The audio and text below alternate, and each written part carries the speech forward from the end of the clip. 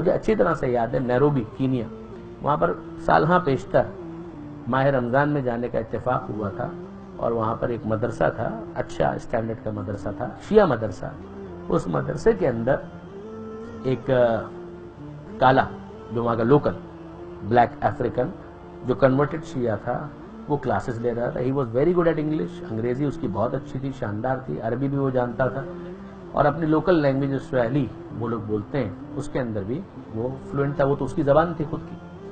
تو میں نے اس سے سوال کیا کہ مجھے آپ بتائیں گے کہ تبلیغ کے اعتبار سے، دین کی ترویج کے اعتبار سے کرسچنز کہاں پر ہیں، سنی کہاں پر ہیں اور شیعہ کہاں پر ہیں؟ سوال تو بڑا واضح ہے کہ وہ تبلیغ کے اعتبار سے، پھر وہ ہو نہ ہو ان کی مرضی ہے، لیکن ہماری کوششوں کے اعتبار سے جو ہمارے ایفرٹس ہیں وہ کہاں آپ کو لگتی ہے، کرسچنز، سنی اور شیعہ. تو اس نے کہا اگر کرسچنز 100 پر ہیں تو اس کے آدھے پر سنی ہے، اور جہاں پر سنی ہے اس کے آدھے پر شیعہ کھڑے ہیں. تو میں نے کہا وہ خاص وجہ، کہا کہ وجہ تو بہت واضح ہے. مطلب کیا وجہ آپ سمجھائیں تو. کہا کہ دلائل کو آپ چھوڑ دیجیے، آرگومنٹس کو آپ چھوڑ دیجیے، اس میں آپ لوگ بہت، ہم جو شیعہ وہ بہت تگڑے ہیں، ہم بہت مضبوط ہیں، مگر معاملہ سارا یہ ہے کہ وہ ہے بھوکا، اس کے پاس کھانا نہیں ہے، آپ اس کو روٹی دے نہیں رہے، آپ اس کو دودھ پلا نہیں رہے، وہ بیمار ہے، آپ اس کو دوا دے نہیں رہے. آپ ڈائریکٹ شروع کرتے ہیں دین کی تبلیغ سے. جب کرسچن مشنری آتی ہے تو وہ پہلے وہاں پر ہسپتال تعمیر کرتی ہے، اسپتال نہ ہو سکے تو کلینک تعمیر کرتی ہے، اس کو وہاں پر مفت علاج فراہم کرتی ہے، اس کے بچوں کے لیے اسکول تعمیر کرتی ہے، پھر اس کے بعد اس کے لیے ایک کمیونٹی سینٹر تعمیر کرتی ہے، اس کو کھیل کود کے لیے جگہ دیتی ہے، اور پھر اس کے بعد اس کو کچھ کہنا نہیں پڑتا، وہ دلائل کی ساری کمزوری کو اگنور کر دیتا ہے اور کرسچینٹی کو قبول کر لیتا ہے. ہمارا پرابلم یہ ہے کہ ہم لوگ یہ ساری چیزیں تو کرتے نہیں ہیں، اور direct we start shouting come to Islam, come to Islam, come to Islam. How is he going to enter into Islam? تو اسلام کیسے قبول کرے گا؟ کاد الفقر یکون کفرا، یہ جو فقر ہے، پیٹ کی بھوک جو ہے وہ انسان کو کفر تک لے جاتی ہے. جب آپ اس کے پیٹ کی آگ کو بجھانے کے لیے تیار نہیں ہیں اور اس کے بعد اس کو اسلام کی دعوت دے رہے ہیں، خدا کے واسطے کوئی پریکٹیکل بات بھی تو ہونی چاہیے. جب اس کو روٹی نہیں مل رہی ہے، وہ مرنے کے قریب ہو گیا ہے، وہ گھر جاتا ہے تو اپنے بیوی بچوں کا مرجھایا ہوا چہرہ دیکھتا ہے، اس میں آپ اس کو دلائل کی تو ڈھیر لگا دیجیے تو وہ دلائل کے ڈھیر سے کوئی بھوک تو نہیں مٹنے والی ہے. یہ وہ چیز ہے کہ جہاں پر ہمیں سمجھ میں آتا ہے کیوں اسلام اتنی بات کرتا ہے، کیوں اتنا اصرار کرتا ہے اس بات کے اوپر، بھوکوں کو کھانا کھلاؤ، بھوکوں کو کھانا کھلاؤ، بھوکوں کو کھانا کھلاؤ. دیکھیے برادران عزیز، میں ایک طالب علم ہوں، نہ میں نے کبھی دعویٰ کیا نہ میں کبھی دعویٰ کروں گا. بہرحال ایک طالب علم ہوں، قرآن کو میں نے بھی پڑھا ہے، نہج البلاغہ کو بھی دیکھا ہے، احادیث کے متون سے بھی کچھ نہ کچھ واقفیت رکھتا ہوں. دیکھی ہیں کتابیں، کچھ نہ کچھ پڑھی ہیں، دوسرے مذاہب کی کتابیں بھی کچھ نہ کچھ دیکھی ہیں. میں آپ سے واضح عرض کرتا ہوں کہ جو بہت بڑی بڑی لمبی چوڑی فلسفیکل باتیں ہیں نا، یقین جانیے کہ ان کی اہمیت اپنی جگہ پر ہے، مگر جب آپ سوسائٹی کی بات کرتے ہیں نا تو یہی بنیادی چیزیں ہیں کہ جو بہت زیادہ امپیکٹ رکھتی ہے، بہت زیادہ. آپ کس کو کھانا کھلانے کے لیے تیار ہیں؟ یہ جو ہم پڑھتے ہیں نا، چھٹے امام رات کو نکلا کرتے تھے روٹیوں کا تھیلا لے کر، چوتھے امام نکلا کرتے تھے روٹیوں کا تھیلا لے کر. بولنے کی بھی ضرورت نہیں پڑتی ہے کہ میں کون، بتانے کی بھی ضرورت نہیں پڑتی ہے، مگر وہ جس کے گھر میں روٹی پہنچ رہی ہے نا، اس کے دل میں وہ سافٹ کارنر ایجاد ہو جاتا ہے.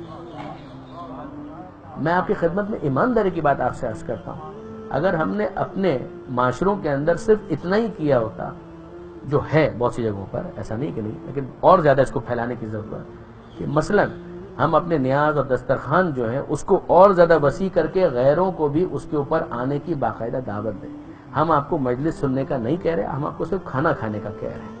پیغمبر اکرم نے پہلی مرتبہ دعوت ذوالعشیرہ کے اندر کھانا کھلایا تھا یا تقریر پہلے کی تھی؟ انہوں نے کھانا کھلایا تھا. کھانا کھا لو، پھر باتیں سننی ہے تو ٹھیک ہے، نہیں سننی ہے تو کوئی بات نہیں، سیکنڈ ٹائم پھر تم کو دعوت دیں گے. آپ غور فرمائیے، بڑی پریکٹیکل اپروچ ہے، بہت سیدھی سیدھی اپروچ ہے. اگر صرف اتنا بھی ہو جاتا نا، ہم نے پاکستان کے اندر، شہر کراچی کے اندر، دوسرے علاقوں کے اندر ایک بہت بڑی غلطی کی. ہم نے دشمن بنانے میں جلدی کی. ہم کیوں اس بات کو تصور کر کے بیٹھے ہوئے ہیں کہ جتنے افراد ہیں وہ سب کے سب اہل بیت کے دشمن ہیں؟ کیوں؟ کچھ ہوں گے جو ناصبی ہیں، ان کو آپ نظر انداز کر دیجیے، ہم ان کو نظر انداز کر دیں، اگنور کر دیں. مگر جو اکثر افراد ہیں وہ دشمن اہل بیت نہیں ہے، فار گاڈ سے وہ آل محمد کے دشمن نہیں ہے. تو کیا ہم نے کوئی وظیفہ پالا ہوا ہے کہ ہماری کوئی ذمہ داری ہے کہ ہمارے کو دشمن اہل بیت ہونے کا سرٹیفکیٹ بانٹیں گے؟ پیغمبر اکرم نے یہ کام نہیں کیا تھا. وہ جو پکے پکے بت پرست تھے، وہ پکے پکے مشرک تھے، ان کو بھی پیغمبر اکرم کھانا کھلایا کرتے تھے. پیغمبر اکرم ان کے ساتھ بھی اخلاق کے ساتھ پیش آتے تھے، بات کرتے تھے، ان سے ڈسکس کرتے تھے، ان کو انگیج کرتے تھے، نیگوشیٹ کرتے تھے ان سے. اور اس کا نتیجہ یہ ہوتا، اگر پھر وہ قبول نہ کرے کوئی بات نہیں. جب اللہ کے رسول کی ذمہ داری بلاغ مبین سے زیادہ نہیں ہے تو برادران عزیز آپ کی اور میری ذمہ داری اس سے زیادہ کیسے ہو سکتی ہے کہ ہم گن پوائنٹ کے اوپر کسی کو مسلمان یا مومن بنانے کے ذمہ دار نہ آج ہیں نہ قیامت تک ہوں گے. یہ جتنے بھی مبلغین ہیں ان کے لیے واقعاً بنیادی گائیڈ لائن ہے کہ ہم اس بات کے ذمہ دار نہیں ہیں کہ کسی کو کان سے پکڑ کر محب اہل بیت بنائیں، کان سے پکڑ کر شیعہ بنائیں، کان سے پکڑ کر عزادار بنائیں. یہ ہمارا جواب نہیں ہے. ہم اپنا کردار ایسا پیش کریں ان کے سامنے کہ ان کو لگے کہ ہاں واقعاً یہ لوگ اچھے ہوتے ہیں. یہ اگر ان کے ذہن میں تصور آ جائے، میں آپ کی خدمت میں عرض کروں، ایک کام وہ ہے کہ جو ہم اپنے امام باڑے کے اندر کرتے ہیں بہت اچھا ہے، اس کو ہونا چاہیے. مگر ایک کام وہ ہے کہ جو بازار میں ہونا چاہیے. ایک وہ کام ہے کہ جو سڑک کے اوپر ہونا چاہیے. جو ہمارے جلوسوں کی ویلیو بھی تھی جو ختم ہو گئی بدقسمتی سے.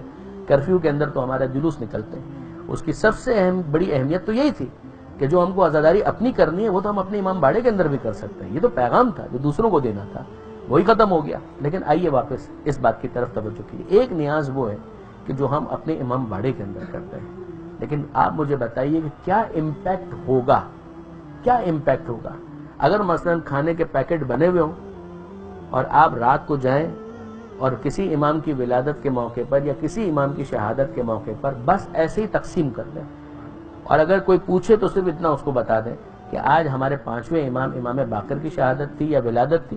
ولادت تھی تو ان کی خوشی میں، شہادت تھی تو ان کے غم میں. بہرحال ہم چاہ رہے تھے کہ لوگوں کے درمیان کھانا تقسیم کریں، لہٰذا ہم آپ کے سامنے لائیں 5ویں امام کے نام پر. کہ یہ 5ویں امام کون تھا؟ وہ سوال تو کرے گا نا. اگر وہ کرے، نہ کرے تو خاموش ہو جائیں، نہ بولیں. اگر وہ پوچھے تو صرف اتنا بتا دیں کہ یہ نسل رسول میں سے وہ شخصیت ہیں کہ جنہوں نے علم کو پھیلانے کے لیے بڑا کام کیا ہے. That's all.